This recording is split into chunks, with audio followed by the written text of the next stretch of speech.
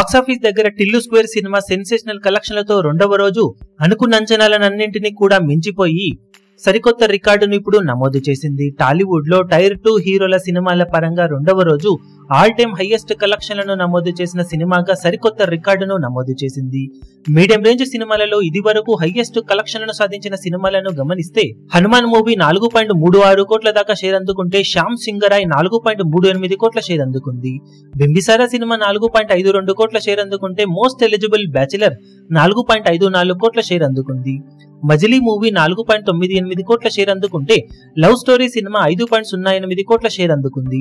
ఖుషీ movie 5.36 కోట్ల share అందుకుంటే top 4 place లో Virupaksha cinema 5.8 కోట్ల దాకా షేర్ అందుకుంది.